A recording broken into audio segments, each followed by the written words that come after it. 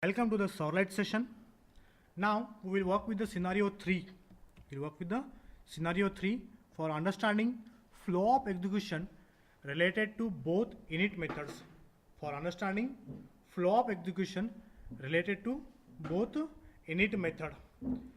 The javax.servlet.GenericServlet class of a Servlet API contains both init method. One is init with parameter and init without a parameter. So let us understand third scenario. Till now we have covered first scenario 1 and scenario 2. The third scenario that I am going to explain here. So this is my generic class. This is our Servlet API given generic class. So GenericServlet.Java. It's a predefined Java class. Predefined Java class. So here public abstract class GenericServlet and implements Servlet. Just now we have seen these two scenarios. This is the scenario 2, this is scenario 2, and this is the scenario 1. This is the scenario 1. Just now we have seen these two scenarios. So let me proceed for scenario 3 now. In the scenario 3, I'm going to explain now here. So let me create ServletConfig. Actually this logic is already available in my Servlet API. ServletConfig public void init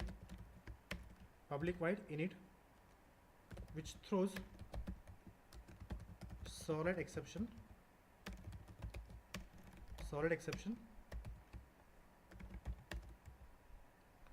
and here config is equal to cg, and here I need to pass here ServletConfig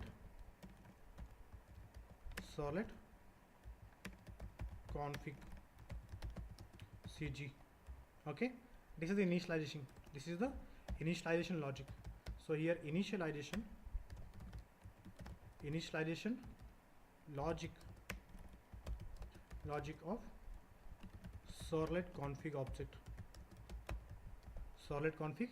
objects, and it internally calls init method, init empty null body method. So here this method. So here let me write some logic here, and after this one let me override one more method, public void, not overriding, which is a class which is present in class, public void init, which is empty method. This method also throws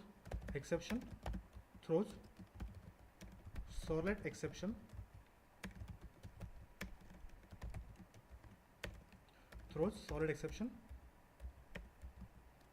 and here it's a null body method.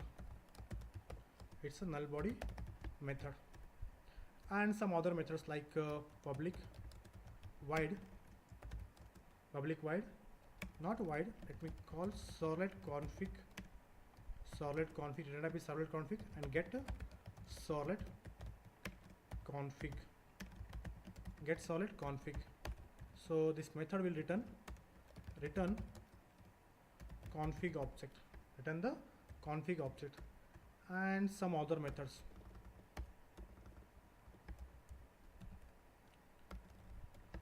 So here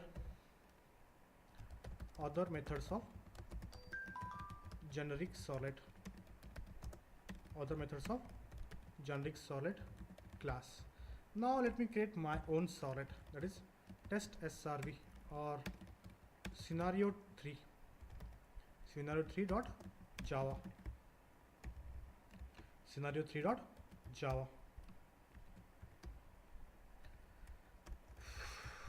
So here public class scenario 3 which extends GenericServlet,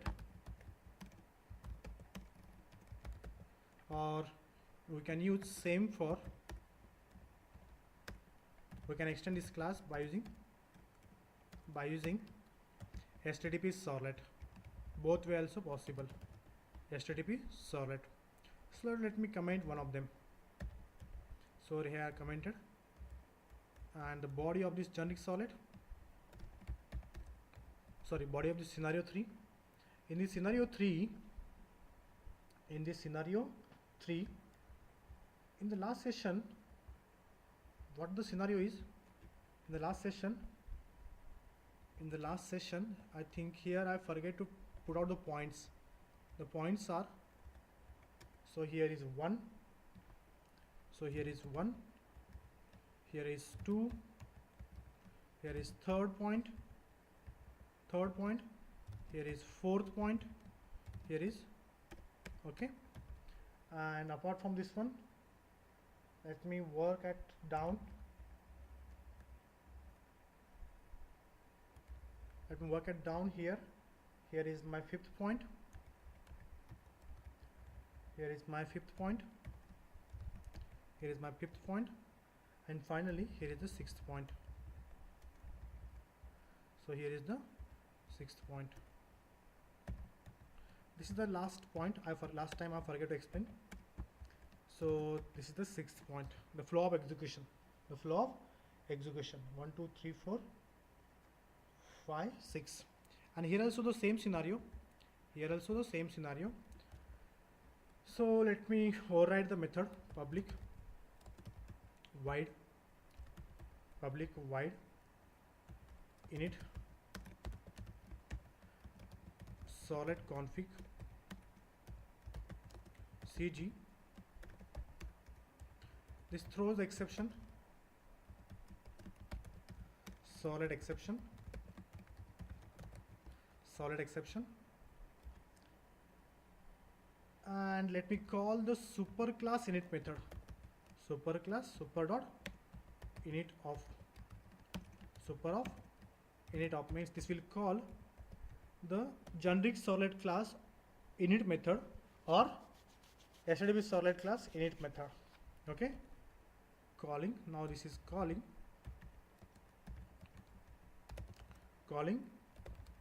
super class init method, and some other logic, guys, some other logic here I'm placing,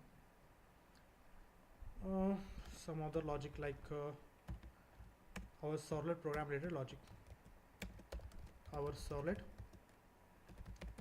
program related initialization logic. Okay, done. Let me override one more method, public void service, which takes two parameters, Servlet request req, comma Servlet response res throws ServletException comma IO exception. And here the logic. Here you are right. ServletConfig CG is equal to getServletConfig. Okay, ServletConfig is equal to getServletConfig, and some other logic.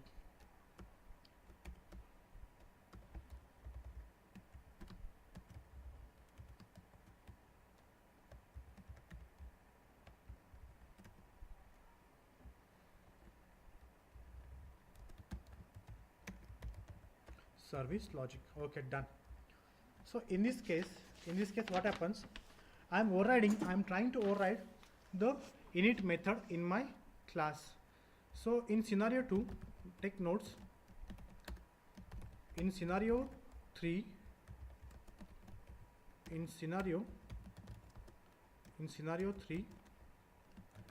the programmer can use getServletConfig object, getServletConfig method to get access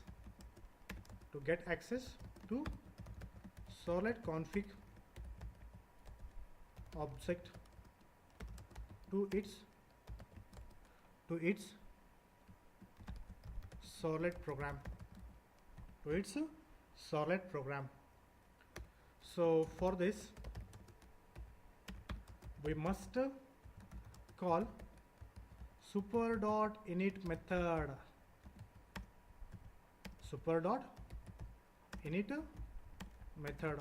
For this we must call super.init method explicitly without forget or without ignorance. You can see here. So here you have to call super.init. Must and should have to call, boss. So let us see this implementation practically. Let us see this scenario 3 implementation practically.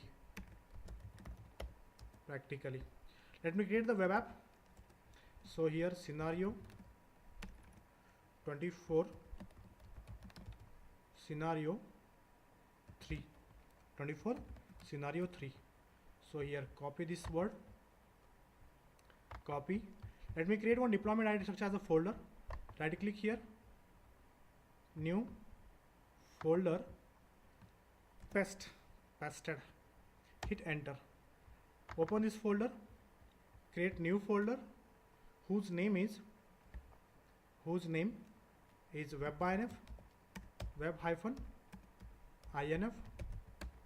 In this web-inf, let me create one more folder whose name is classes. Okay boss, my deployment ID structure is ready now. Let me create a Java class. Scenario 3. Alt F new Java. Okay. Let me have the copy of this my Java class. So from here to here. Control C. So copy. Control A, Control V. Let me import some statements. Import javax.servlet.star. Let me import javax.servlet.http.star. Let me import java.io.star. Okay boss, done. Let me remove here. Let me remove this logic here, not required. Public void init ServletConfig throws ServletException, calling superclass. So let me rewrite here system.out.println. So here I am from scenario 3 class,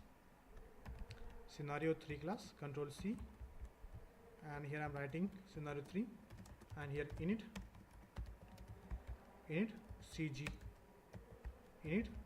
cg method.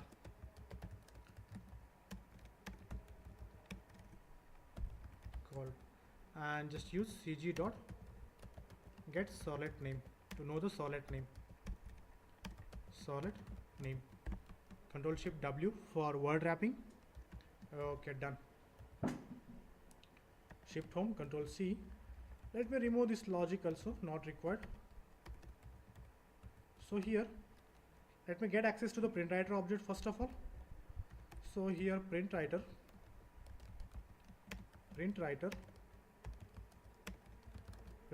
pw is equal to response dot get writer, response dot set content type. So here I am setting the content type text/html. Okay, pasted now. So instead of system.out.println, let me use a pw.println. Scenario 3, I am from service method, and class name is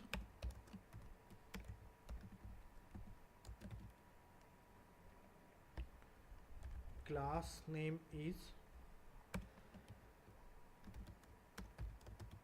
okay, fine, done. And close the resources like pw.close. So let me save this application now.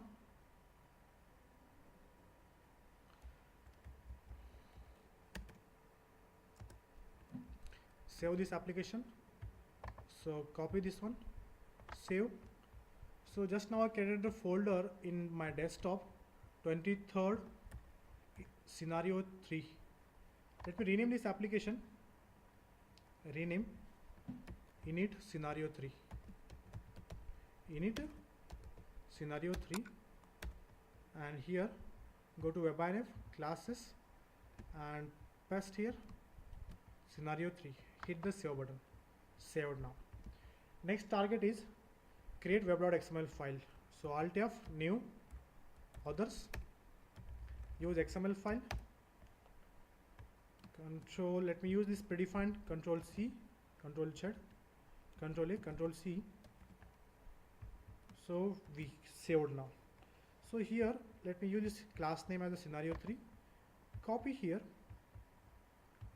and I'm pasting here Control V, Control V, Control V, Control V. Here is scenario 3. Scenario or scene 3, SCEN, scene 3. Just save this application now. Save. Save beside the classes and within webinf, use the name web.xml and hit the save button. Saved now. Hit the save button. Saved now. Done. Just compile your Java class. Classes, init solid, go to command prompt, java c scenario 3.java. Successfully compiled. Now just copy this folder, copy this 24 init scenario 3 and paste into webinf. Paste into webinf. So here program files, Apache Software Foundation, Tomcat 9.0, web apps. So I am pasting here. Right click, paste, pasted, pasted. Just get back and start the server. So here I am starting. Right click, run as administrator. Hit the S button. Hit the S button now. Now my Tomcat server is starting. Yeah, it is started on the port number called 2020. Let me open the browser. Localhost :2020. Hit the manager app. Boss. Hit OK. Then 24th init scenario. So here hit. Let me minimize the browser somewhat so you can see the difference. Okay. And here you can observe the output. So here SCEN 3. So scenario 3, method class name is scenario 3 and init method called scenario 3. So this is the logic. This is the logic to work with the both init methods. To work with the both init methods. Okay. Even though we can go for localhost 2020 manager app, and you can check it here 24 scenario 3 and just see here scene 3. Scenario 3 is the class name and check it here in the server console. So this is the practical implementation of scenario 3 for calling both the init methods and as well as understanding both or two different types of init methods.